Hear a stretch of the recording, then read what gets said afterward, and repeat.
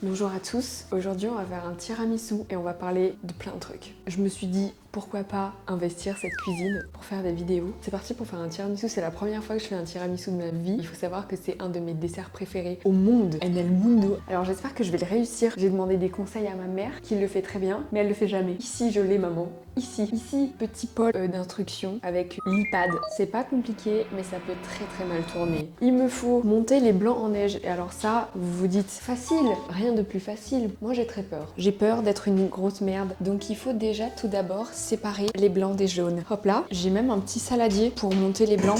Alors on dirait qu'il est sale, il est juste rayé. Sachez-le. Ok, c'est parti. Je voulais aussi raconter ma life un peu mais je sais pas si je vais réussir à faire plusieurs choses à la fois parce que j'ai besoin d'être très concentrée. Nous aurons besoin de 3 œufs.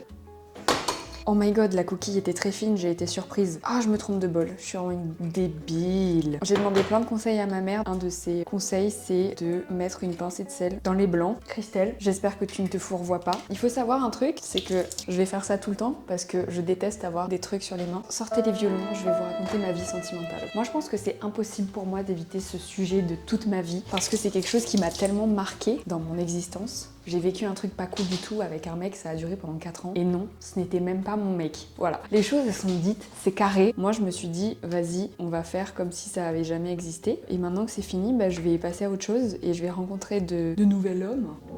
C'est impossible. Je me fourvoie tout à fait. J'en ai la preuve pile en ce moment parce que, en fait, j'ai essayé de faire comme si ça n'avait pas la moindre importance dans ma vie et que je n'en avais rien à battre. Mais c'est impossible. Je pense qu'il y a un moment, quand on suit toujours le même pattern et qu'on n'arrive pas à le briser, qu'on fait de la merde tout le temps avec la même personne, c'est peut-être un signe qu'il faut arrêter. Mais non, moi je suis pas du tout comme ça. Voilà, j'ai continué à m'obstiner jusqu'à la saturation de la muerte. Le climax, la rechute. Et aujourd'hui, je peux vous dire que moi j'en ai soupé. Ah merde, il me faut 100 grammes mais j'ai pas de balance. Je m'en sers tellement pas, je suis tellement healthy. Donc forcément, on atteint vite le point de non-retour où je me sers jamais de mon sucre et que du coup il se solidifie au fond du pot. Le contre-coup de toute cette histoire, c'est que maintenant, je commence tout juste à repérer les petites cicatrices. Ça fait 7 grammes de sucre. Faut que je fasse ça 10 fois. Oh, c'est énorme! Réfléchis, Juliette, tu n'es pas si bête que ça. Si, je suis si bête que ça. J'ai été dans le déni pendant méga longtemps. 4 ans de déni absolu sur mais non, mais ça va pas me faire tant de mal que ça. Que je sens que je vais faire de la merde et que ça va être immonde et imbouffable. Et je déteste gaspiller de la nourriture comme tout le monde, mais là vraiment, ça me ferait trop chier de gaspiller de la nourriture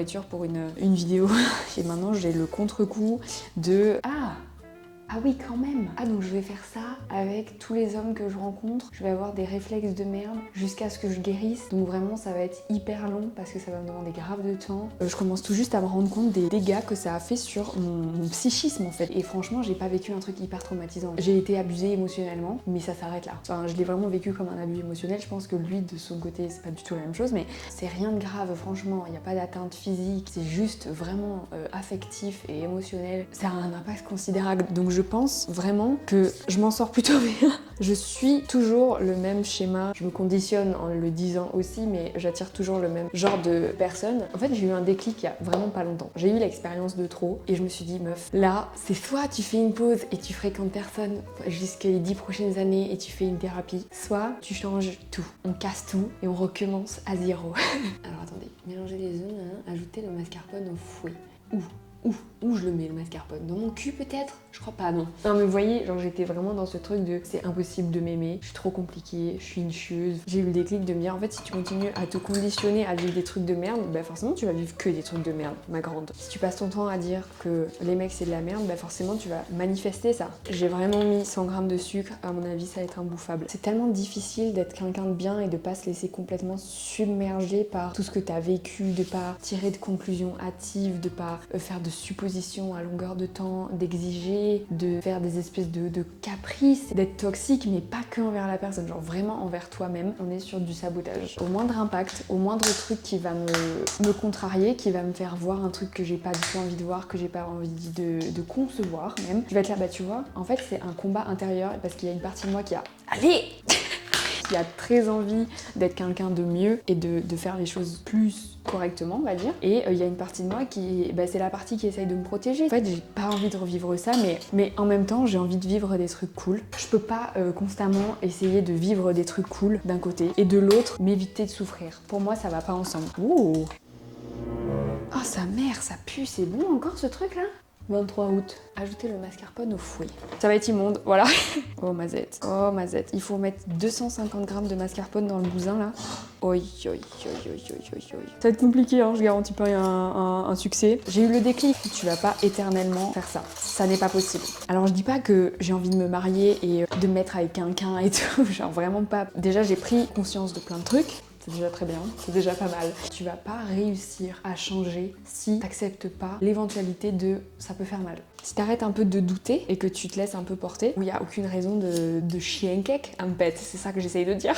Il y a une partie du travail qui est faite parce que, en plus de ça, je décortique en fait. Je décortique les messages, les attitudes, les mots, tout. Je vais toujours essayer de trouver un double sens qui va, encore une fois, me prouver que la personne en face de moi, elle est pas si bien intentionnée que ce que je crois. Forcément, il y a quelque chose de hyper confortable dans la routine du sabotage. Il y a vraiment une partie de moi à chaque fois que ça se termine de la même façon, je suis là, ben voilà. Sauf que tu ne peux pas faire confiance à cette partie de toi-même. Tu crois que tu te protèges, mais en fait, tu te sabotes. Ça a même pas commencé que t'as déjà baissé les bras. Ça, c'est super triste. C'est super triste, mais c'est super légitime. Parce que quand t'as vécu un truc de merde, t'essayes tellement de pas le revivre. Toutes les émotions, les énergies négatives, tu t'en rappelles. T'essayes absolument, absolument, absolument à absolument pas revivre ça, quoi. Je suis désolée, c'est un peu long comme étape. Je veux pas qu'il y ait de grumeaux de mascarpone. Si je deviens une reine du tiramisu suite à ça, faites bien gaffe à vous. Faites très très gaffe à vous. Je vais en faire tout le temps. Et je vais prendre 15 kilos. Voilà. Ça va être le moment fatidique de monter les blancs en neige. Et là, je vais sûrement un petit peu pleurer, je vous l'avoue. On se retrouve tout à l'heure parce que là...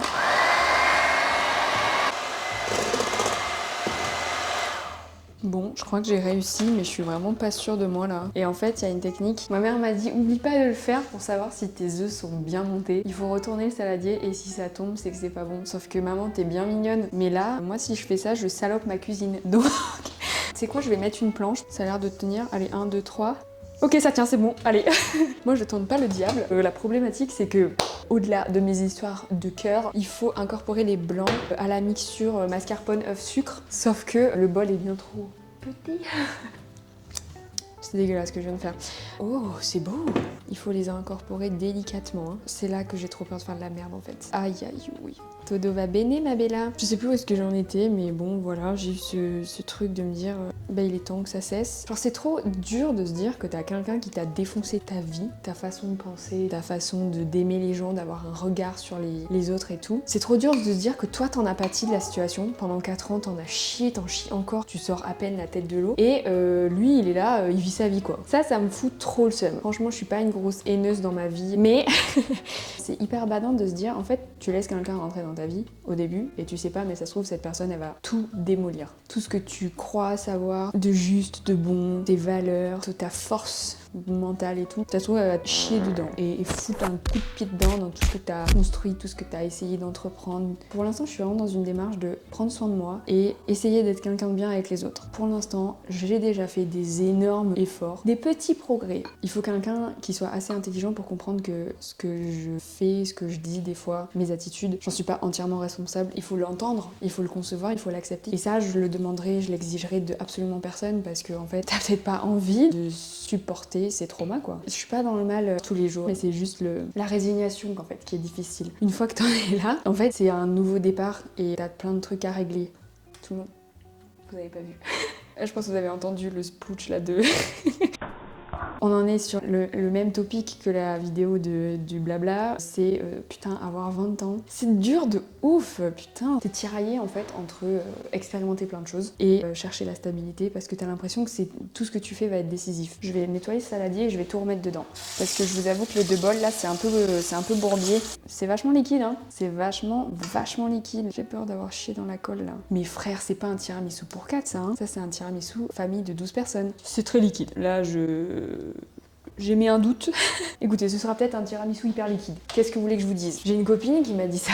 Marie, si tu regardes ma vidéo, elle m'avait dit « Je comprends pas comment tu peux être nulle en cuisine ou en pâtisserie, t'as juste à suivre une recette. » Et elle a pas tort. Bon, déjà, je vais faire couler un café. Mais le problème, jusqu'à faire couler un espresso, des espressos. Et je pense pas que ce soit suffisant pour imbiber beaucoup de café. C'est les questions que je me pose finalement. Je suis désolée, je suis grave dos à vous, mais ma cuisine est bizarrement foutue. J'ai pas d'îlot central, j'ai juste mon bar sur lequel est posée ma caméra. Et ma cuisine fait un angle, donc je suis tordue comme ça depuis le début. J'espère que ce sera pas dégueulasse au montage. Carrément, ça prend les assiettes. Et une fois que ça c'est bon, rebelote. On dirait que je suis dans le meilleur pâtissier carrément, je sais pas qu'est-ce qui me prend. Et j'avais lu un truc qui disait qu'une histoire, elle se termine toujours de la même façon avec laquelle elle a commencé. Et je trouve ça tellement vrai, putain.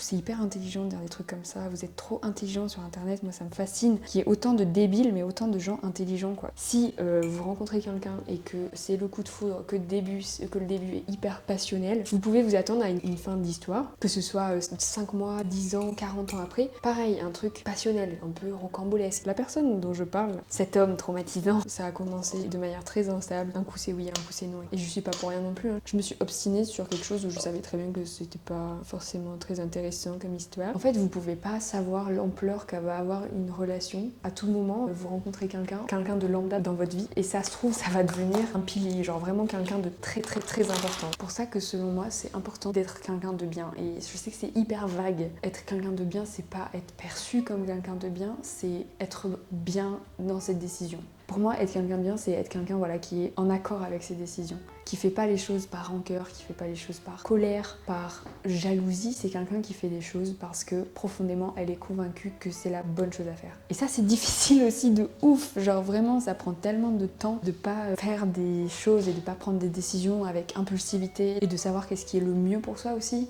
Très compliqué. Oh, c'est liquide! Je pense que c'est trop liquide. Je suis très déçue. On va saupoudrer le cacao, mais j'ai pas de tamis. Mais j'ai une passoire. Est-ce qu'on le tente à la passoire?